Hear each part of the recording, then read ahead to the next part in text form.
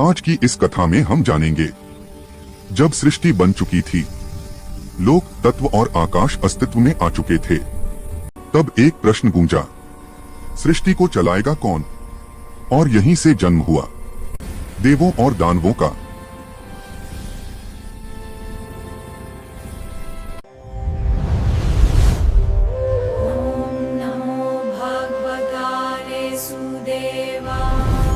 जब सृष्टि आकार लेने लगी, लोकों की रचना हो चुकी थी, पंचतत्व अस्तित्व में आ चुके थे, तब एक प्रश्न अभी भी अधूरा था, इस सृष्टि को चलाएगा कौन?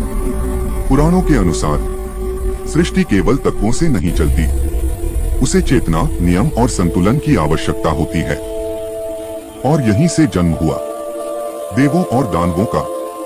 ब्रह्मा जी ने सृष्टि को आगे बढ़ाने के लिए सबसे पहले उत्पन्न किए अपने मानस पुत्र 4 कुमार, सनक, सनंदन, सनातन और सनत कुमार। लेकिन ये चारों सांसारिक सृष्टि में नहीं बंधना चाहते थे।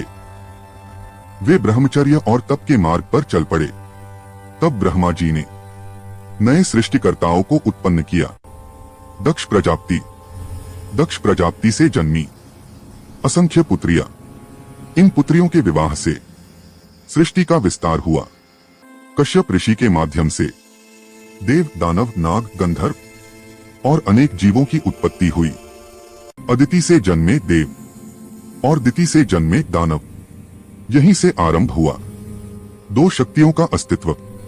एक ओर धर्म, संतुलन और प्रकाश, और दूसरी ओर अहंकार, शक्ति और असंतुलन। देव और दानव दोनों ब्रह्मा की ही संतान थे, पर उनका मार्ग अलग था। देव संतुलन बनाए रखने के लिए थे, दानव शक्ति प्राप्त करने के लिए। यही कारण है कि पुराणों में युद्ध को अच्छाई और बुराई की लड़ाई नहीं कहा गया, बल्कि संतुलन और असंतुलन की टकराहट कहा गया। यही संघर्ष सृष्टि को चलाता है। यही संघर्ष समय को आगे बढ़ाता है। और यही संघर्ष आज भी हमारे भीतर जीवित है। अगले भाग में हम जानेंगे, देव और दानवों के बीच पहला महान संघर्ष कैसे हुआ। यदि आपको यह कथा पसंद आई हो तो चैनल को सब्सक्राइब करें, क्योंकि यह केवल कहानी नहीं, यह सनातन सत्य है।